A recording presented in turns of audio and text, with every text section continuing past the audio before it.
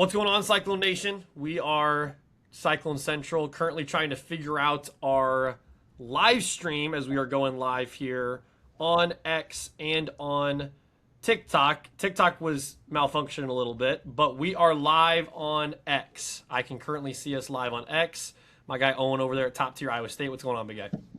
How's it going, guys? Welcome in. Thanks for joining. And like AJ said, we're just trying to get some stuff figured out here with the live stuff. But if we are indeed live on X, that's a start at least. So that is a start. So we are currently figuring out the live stream. But as you guys are watching us, it's probably on YouTube through our posted episode, which we'll post up there on our YouTube channel as well. But appreciate you guys joining in. We got a lot to get to today. A little update of the Brennan Sorsby situation. Texas Tech leadership posted a video message that we want to react to and give our thoughts on it. I have a ton of thoughts on that, as well as more top 5 to top 5 tight ends in Cyclone football history. It's the offseason, which means it's top 5 lists, which means it's all-time legacies talk, all that fun stuff. Owen, what do you want to tackle first? I think we should start with the top 5 tight ends. I think that'd be good. Because that's, tight ends, it's not like receivers or running backs where there's a lot of variations or players to choose from. So this should definitely be a fun and unique little category to break down here. I love it. So we're currently posting this on our X page over at Cyclone Central. So let us know if you guys can see those types of things as we are hanging out. So appreciate you guys joining on. We're going to get into our top 5 tight ends of all time. I started last week with the wide receivers, earlier this week, I guess. Don't even know what day it is with this whole Brennan Sorsby situation. But I want you to start with tight ends because you were giving me a little bit of stuff off camera about some of your tight ends you had in your list. So I'm curious to see where you go with this. I did change some things around since then. He changed some things around. I like it. Yeah. So we're going to start off. Number 5 for me is going to be Chase Allen. All right, Chase Allen. Chase Allen. Oh, my light keeps falling over. Hold on a sec. Give me a sec here. Stupid light. Chase Allen was a 5-year player under Matt Campbell. Came in 2017, so his second year. Only had 4 receptions for 40 yards, but then just grew year by year. Racked up more catches, more yards, and by his junior and senior year, played a really big role, not just in the run blocking for Iowa State, but in the pass catching as well. Because Iowa State was notoriously known for their 3 tight ends, those tight ends that they love to use so much. Why? Because they're versatile, they're athletic, they're agile. They can not just, like I said, run block, but pass catch as well. So Chase Allen finished his career with 810 receiving yards and 6 touchdowns, but was known for his long, luscious locks of hair and just that cool physique that he had. Fan favorite, loved by all the fans and stuff like that. So number 5 for me, Chase Allen. Okay, the Legolas of Iowa State, if you will. That's a good pick. He was very close to number 5 for me, but I'm gonna take a hard left turn. Number 5. In Iowa State football history is a guy that will not finish his career at Iowa State. Number 5 is Ben Bramer. Ben Bramer in 2 seasons had close to 1,000 receiving yards, y'all. I'm going to say that again. In 2 seasons had close to 1,000 receiving yards total in an Iowa State uniform. Ben Bramer, in my opinion, is one of the more talented athletes Matt Campbell's ever recruited. He never panned out. They basically refused to throw him the football a lot last year, which was mind-numbing to me. I remember so many times in reacting to different games during the Cyclones football season on our Cyclone Kingdom page of just being incensed why they've not thrown Ben Bramer the ball more. Because when they do, good thing happens. I also put him on number 5 for the list because I think he's superhuman. The guy had a seizure on the field and came back and scored a touchdown the next week. I mean, it went from, I think Ben Bramer just died on the football field in a DeMar Hamlin style way to, not only is he fine, he's going to score a touchdown and help us beat TCU. So he's unbelievable. He really is. I think he deserves more respect. I think he's handled himself very well in his transition from Iowa State to Penn State. He stayed very under the radar, which I think has been smart, unlike his quarterback counterpart.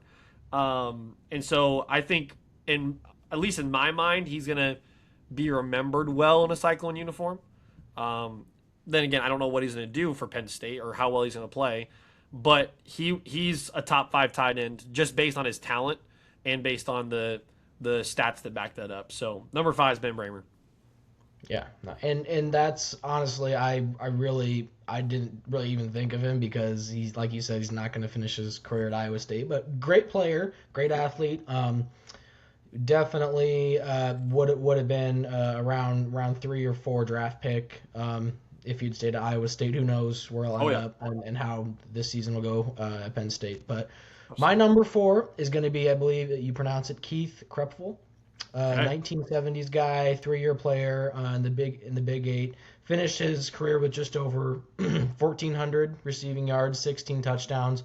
Got drafted in the 5th round by the Philadelphia Eagles. So obviously neither me or AJ was allowed to watch him, but great player, very highly thought of by the older generation Iowa State fans, and probably very fun to watch. So number 4, Keith Krepfel. Yeah, more to come on him in just a couple minutes. But yeah, he's an unbelievable player, and someone, from the older, as you said, the older days of Iowa State football that people frankly just forget about because they weren't very good. You got to remember there was some really talented guys on that team. We talked about George Amison when we did our quarterbacks, and it's like, yeah, people forget about it because Iowa State sucked, but at the same time, the stats speak for themselves in a Big 8 where it was very difficult to score points. So yeah, that's a great pick.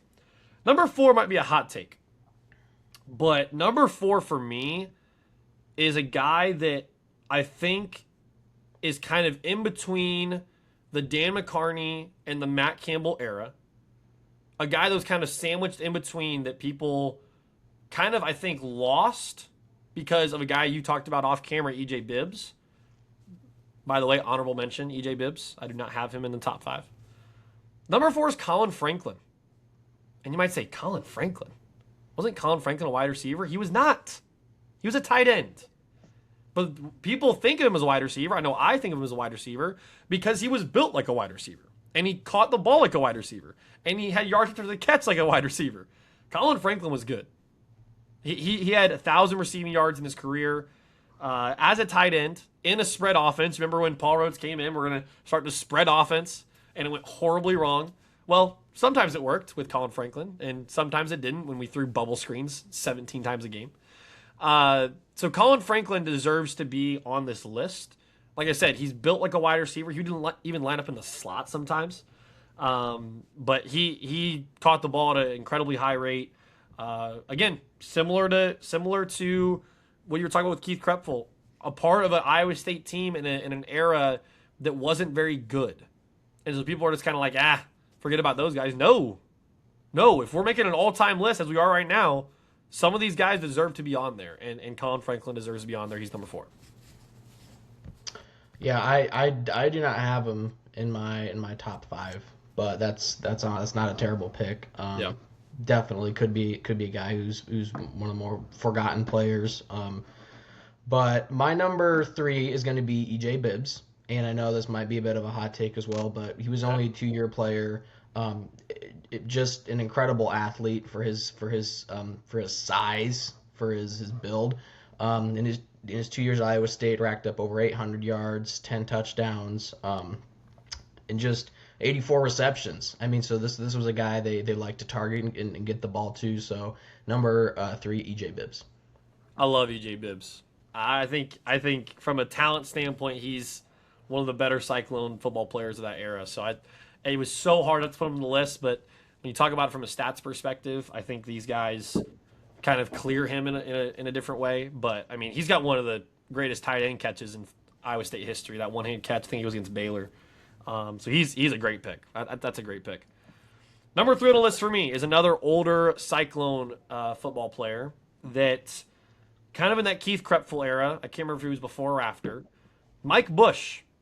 Mike Bush is number 3 on the list. His stats are unbelievable, and I'll say what I've said about the running backs and the wide receivers and stuff. If you guys have highlights of Mike Bush, send them our way because I want to see just how good this guy was.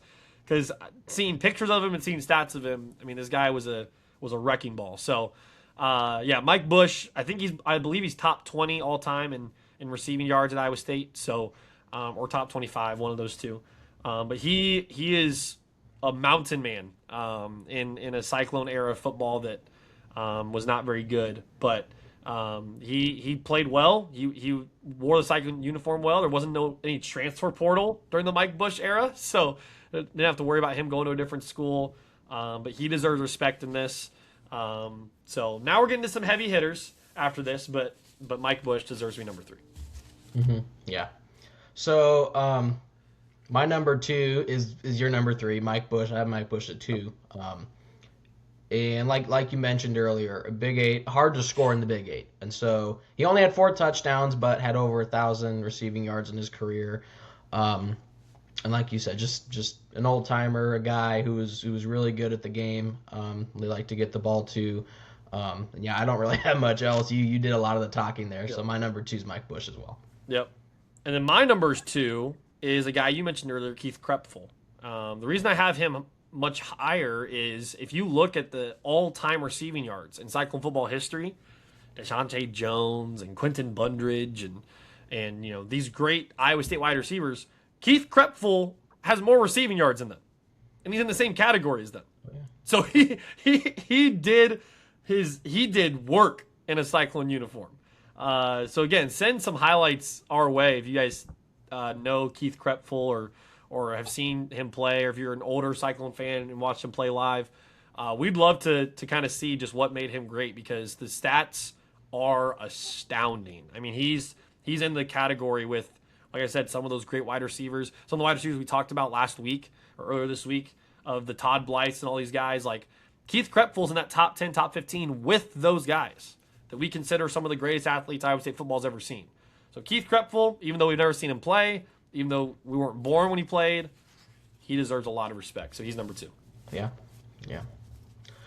So we're at number 1 now. I think I can say with certainty we both have the same number 1 now that we've worked our way down.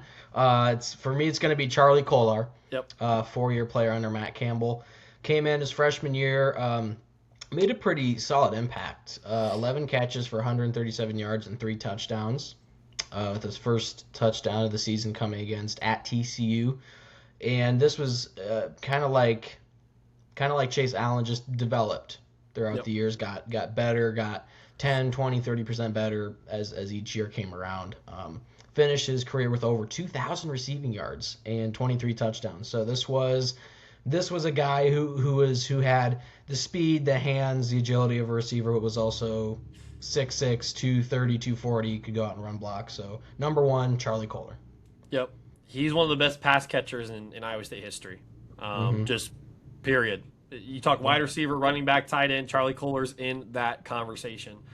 When you get multiple NFL deals as a tight end 2 or tight end 3, you're a very valuable resource to an NFL team. Charlie Kolar just signed with the Chargers, so I'm not a big fan of that as a Chiefs fan. But he is continuing to play and prove his role on an NFL squad.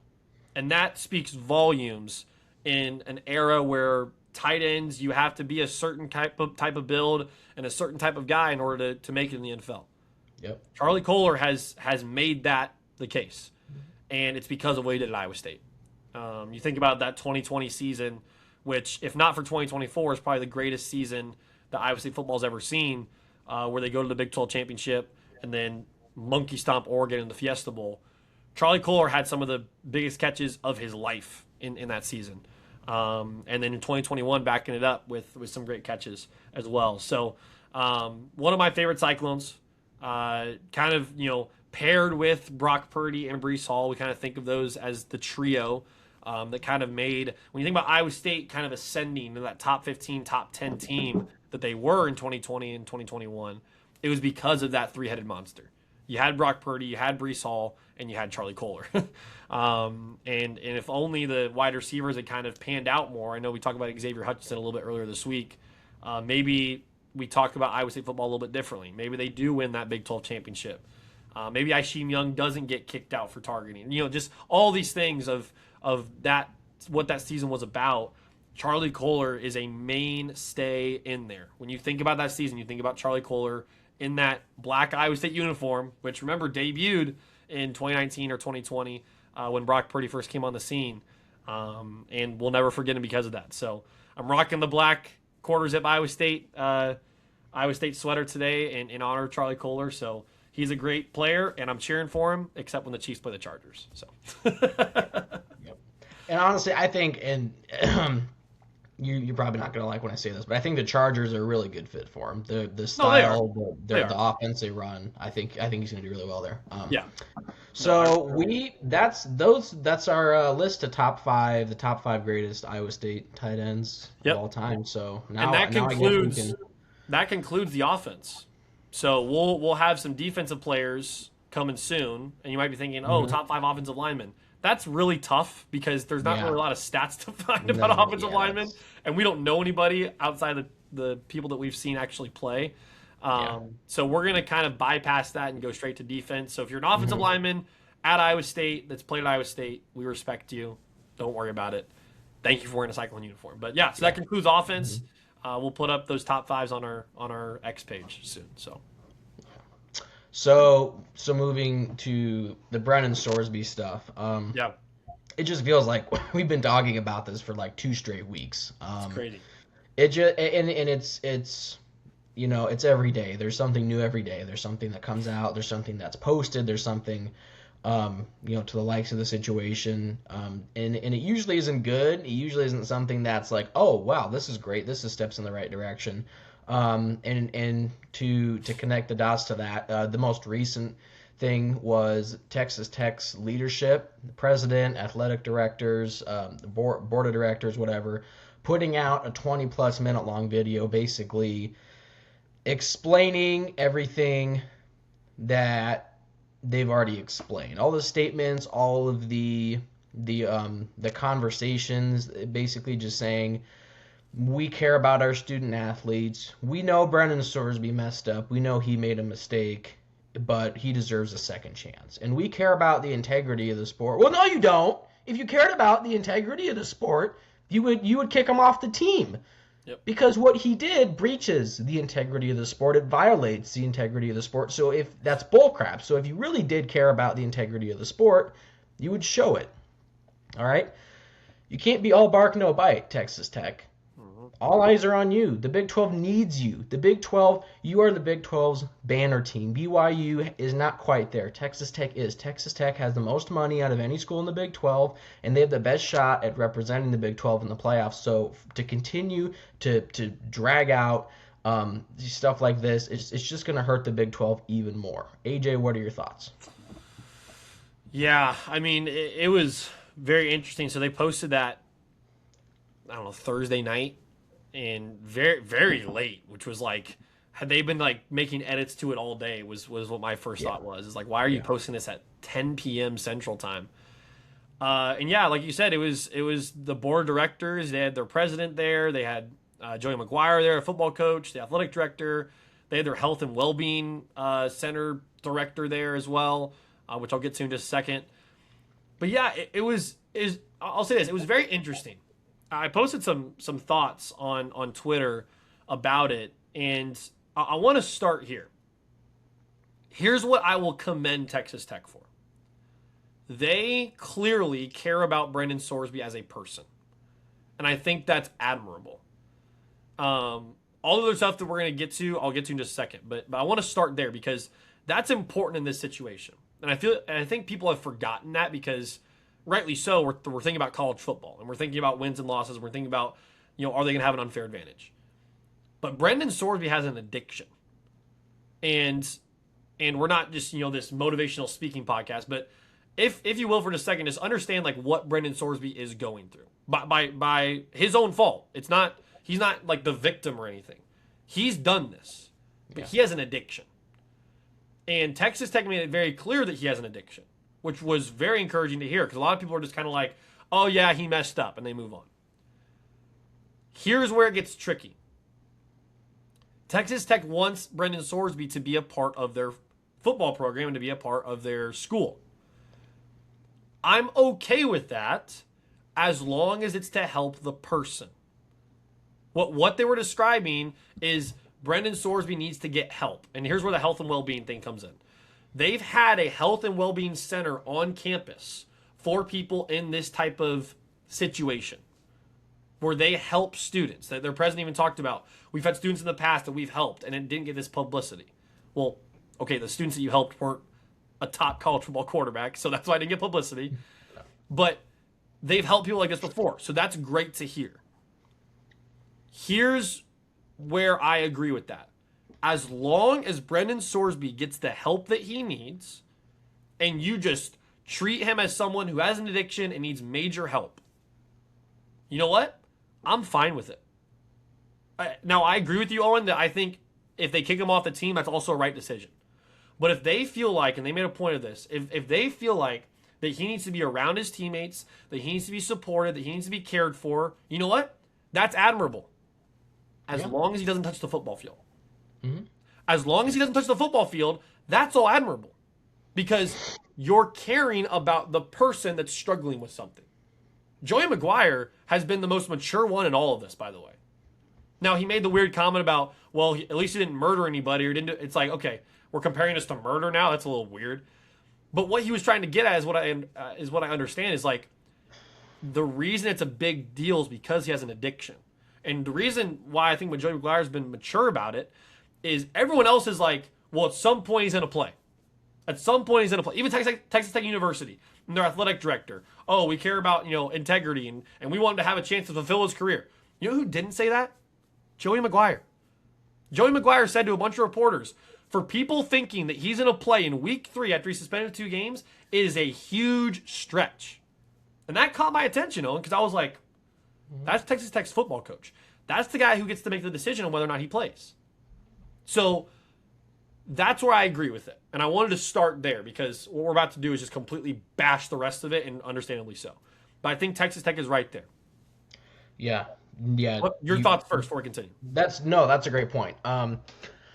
So I think in terms of caring about Brennan Sorsby, in terms of caring about his health, his well-being, let him be on the team.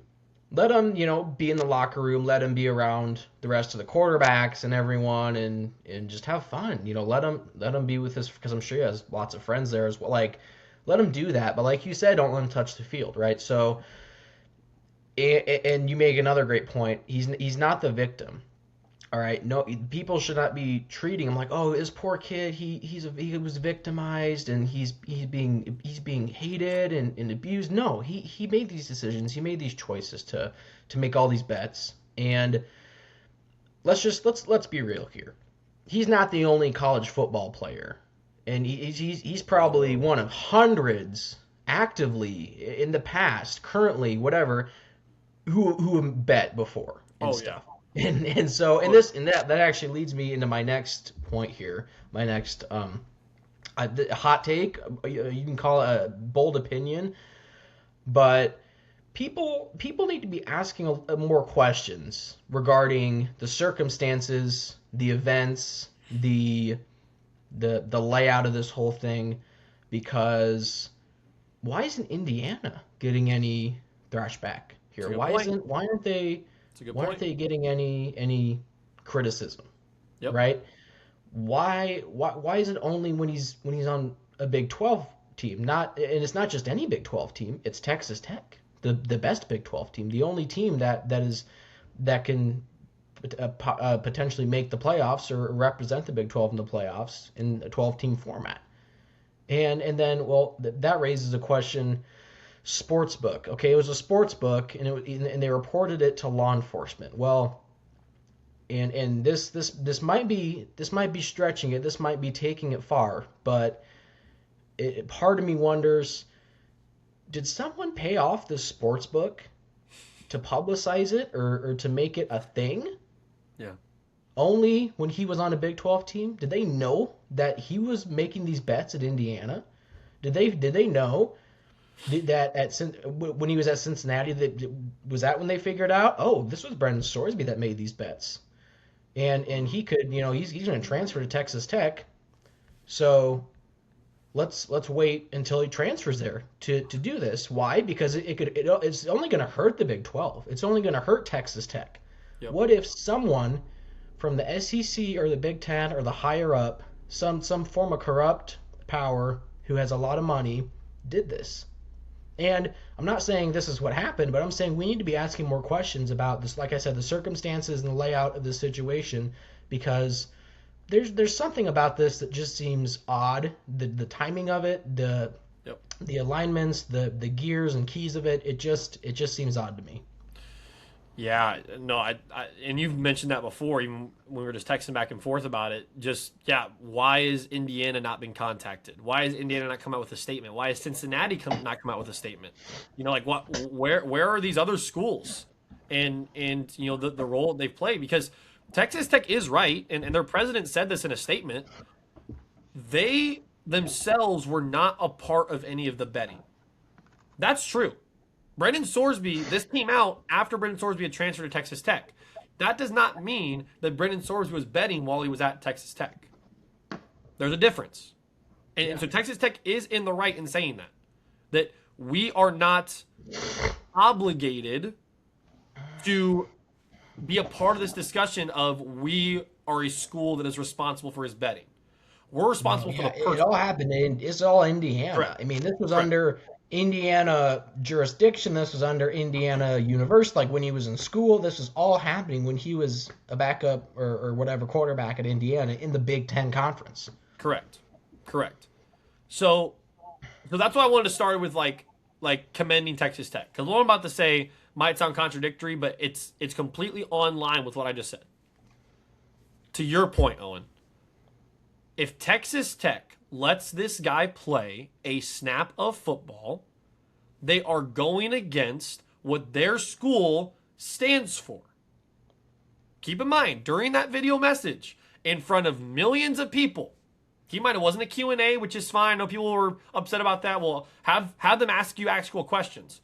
That's a fair point. But what they said was fine, because now we get to hold them to it. Because guess what? You know what Texas Tech's first priority is, y'all? Integrity. We want to do the right thing. They said that blatantly, like in a blunt sentence. Our first priority is to do the right thing. Their president later on in that video said our main priority, our first priority is to care for our students. Okay? You know what? Thank you for saying that, because guess what? Now we get to hold you to it. Because if you care about integrity, if you care about caring for your students, if you care about the person, like you said you care about the person, more than his football career, you won't let him play. You won't let him play. Because that is what integrity looks like. That is what caring for an individual looks like. It looks like, you know what? Because you're a lot like Johnny Manziel, because let's be real, guys, he's a lot like Johnny Manziel. The only difference is he's not partying.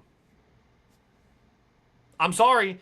The only difference between him and Johnny Manziel is he's not partying. Because you know what? He's betting on games. He's probably doing other stuff that he's making money off of that he shouldn't be making money off of.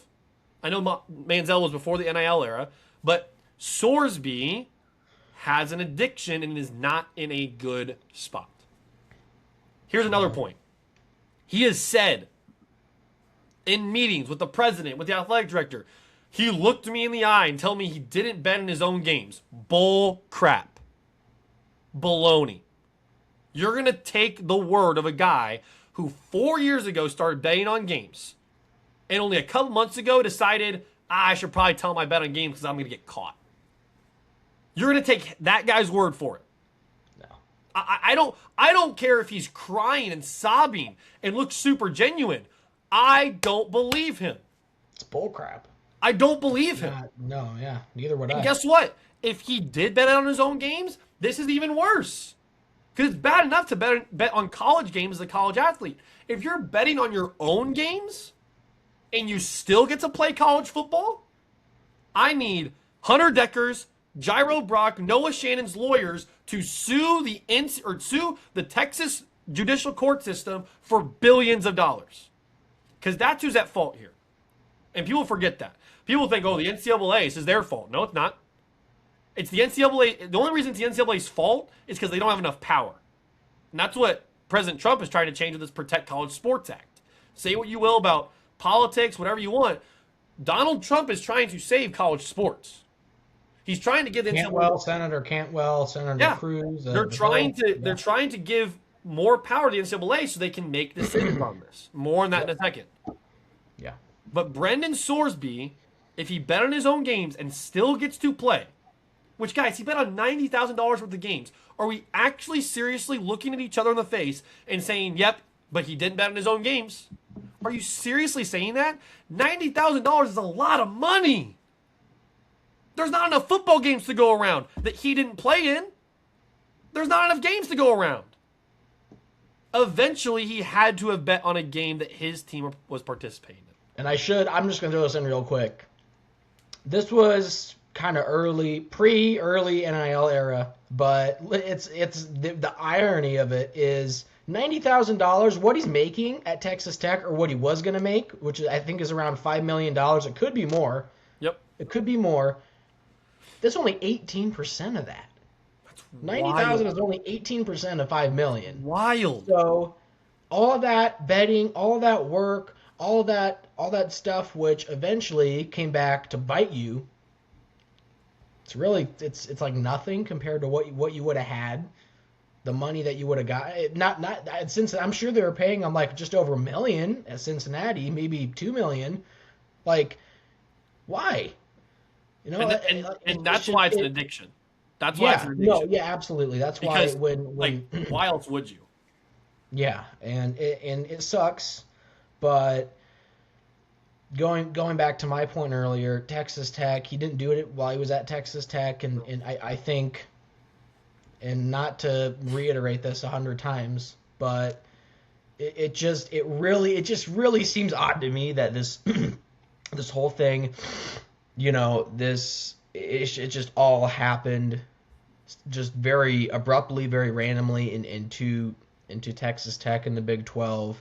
It just really sucks. It's a really messy situation, and you know, and we hit on this in previous pods that Texas Tech, they finally have a quarterback now. You know, last year with Morton wasn't a great quarterback. He was injured, and they're like, okay, we got Brennan Sorsby now. We got this kid from Cincinnati who took a huge step from the 2024 season to 2025 season, and showed that I think Cincinnati started 6-0 or 7-0 and then lost. They went to lose out or something, but he was still a really great quarterback, and they had him, they got him, they bought him out, and so it just sucks for them. It sucks for him, but kind of circling back around to the greater point of this, the consequences need to be enforced.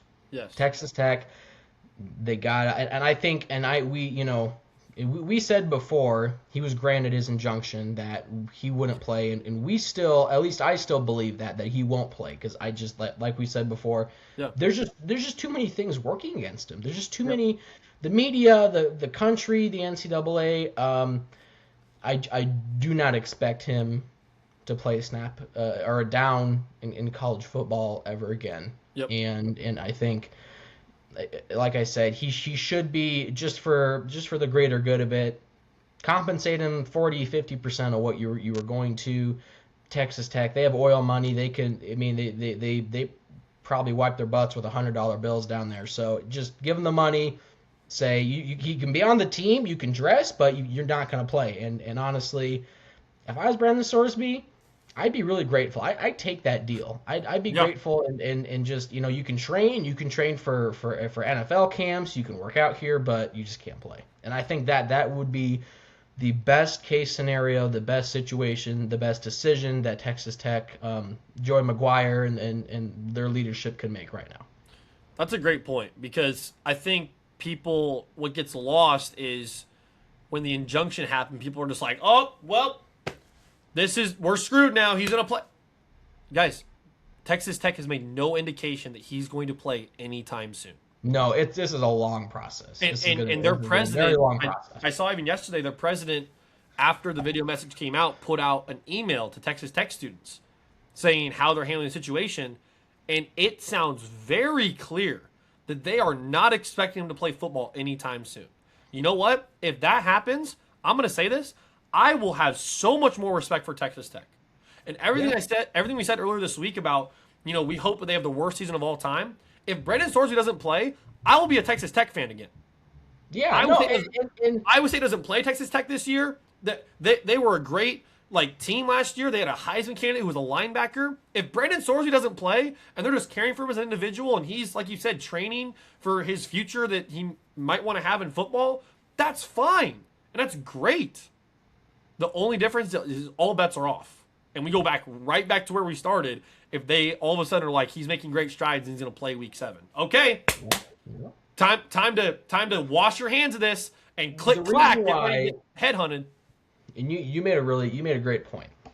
When this came out, when this injunction was granted, everyone I think kind of lost their heads, and it was completely reasonable for people to be freaking out like, this is insane. We hate Texas Tech. We're gonna boycott Texas Tech. But the decision, nothing has happened yet.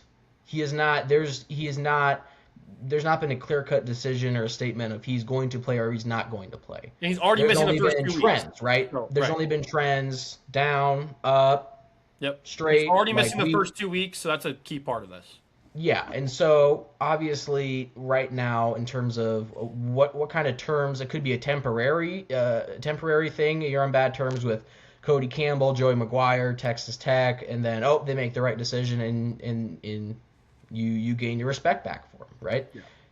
And so there's just a lot to uncover. There's a lot of stuff to happen still, but I think at the end of the day, like I said in previous, and I think it was last pod or maybe one before that, all we can do is sit back and watch and hope for the best. And so that's what we're gonna do with this year. And the last point about this is this College Sports Act, the Protect College Sports Act, because one thing that people have had a huge problem with is the fact that his case isn't going to get resolved until February 2027, which is conveniently 2 weeks after the national championship game. I think a lot of people lost their minds about that because it's like, well, if he plays, now he gets to play the whole season. Not so fast, my friend, Lee Corso style.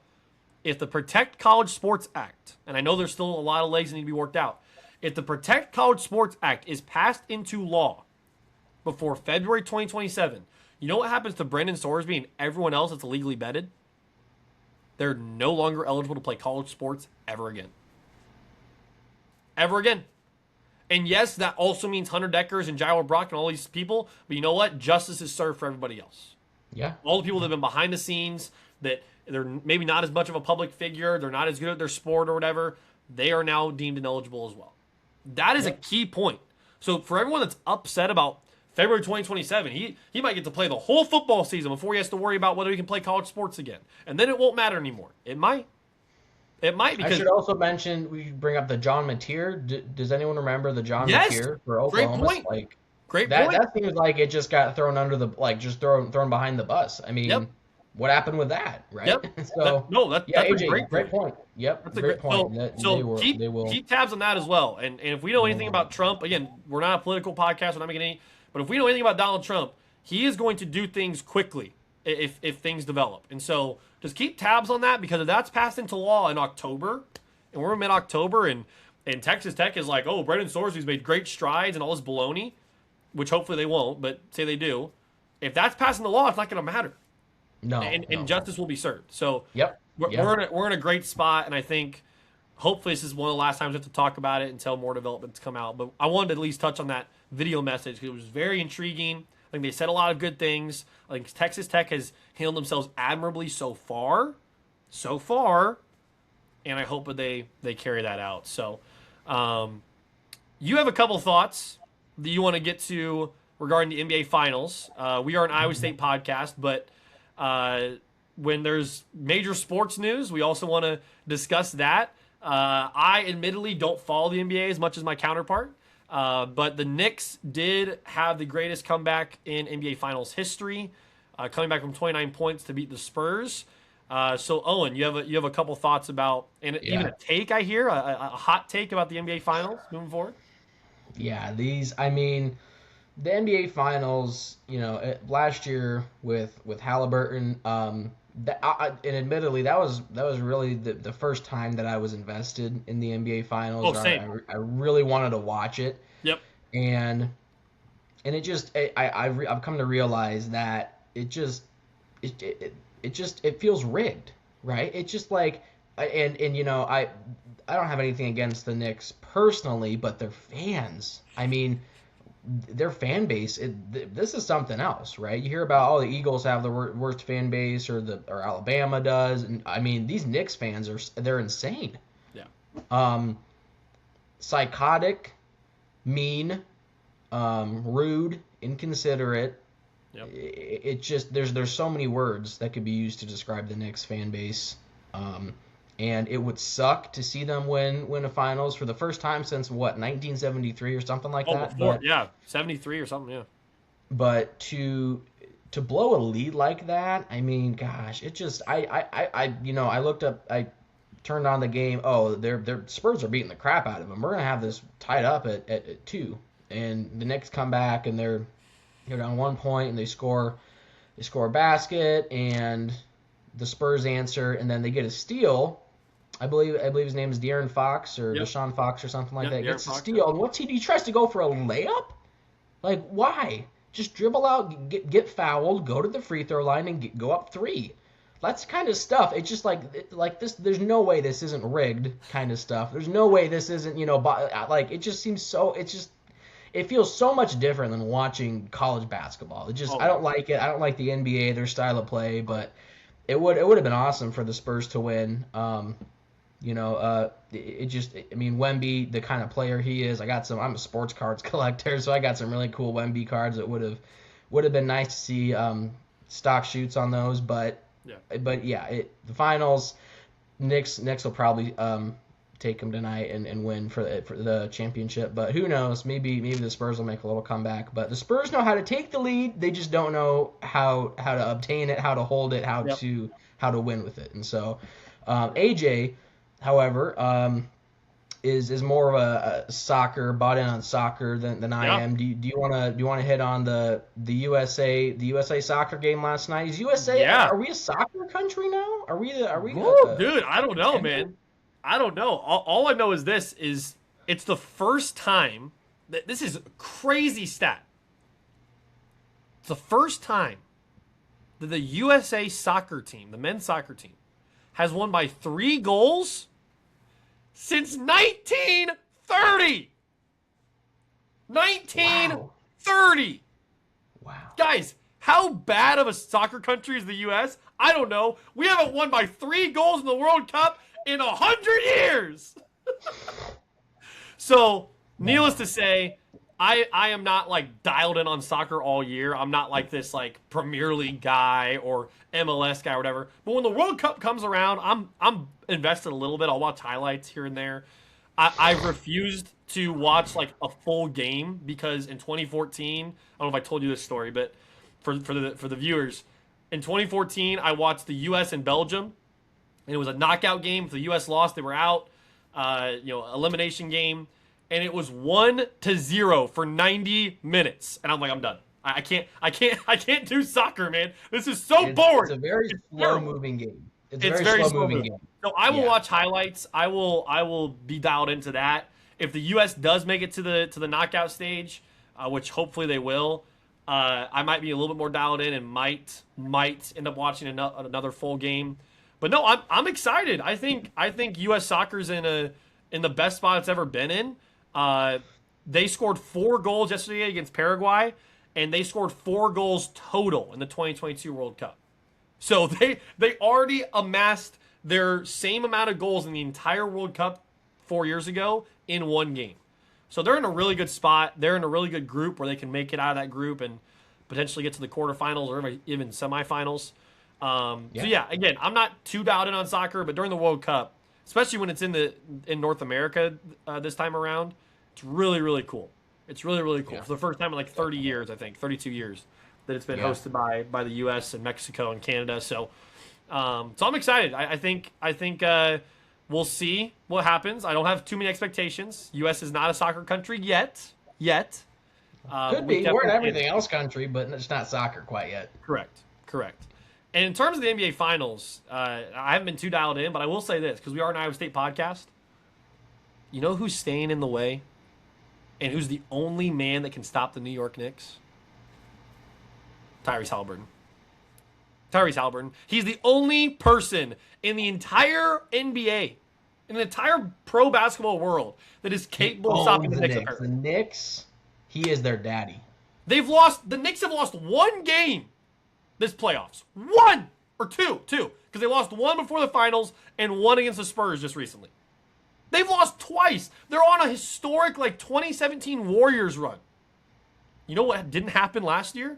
That, because Tyrese Halliburton stood in the way.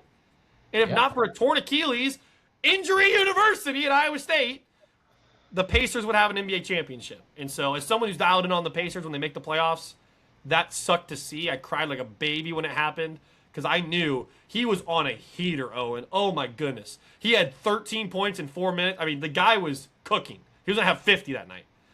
I hate the Knicks. I hate the city of New York. They rival Eagles fans very well with what I've seen recently, beating up Spurs fans in the street. Like, people need to be arrested that are Knicks fans, simply for just the way they carry themselves. They egged Wemby in the head, I think. Yeah, it's unbelievable. Like, I'm just like, what gives, man? Like, have some class. Have some class. But that's enough finals talk and stuff for now. It's the off season, so College World Series, go Mountaineers, West Virginia, baby. They're looking really good out there. So that World Cup finals, all sorts of fun stuff to follow when there's not college football. But do you know what there's going to be? Oh, I know they just lost. Before we move on, but don't sleep on them Cardinals, baby. Who needs a rebuild? My Cubs are getting embarrassed. The Cubs. I've stopped watching the Cubs. The Cubs are in a rough spot. But we don't need to get into that.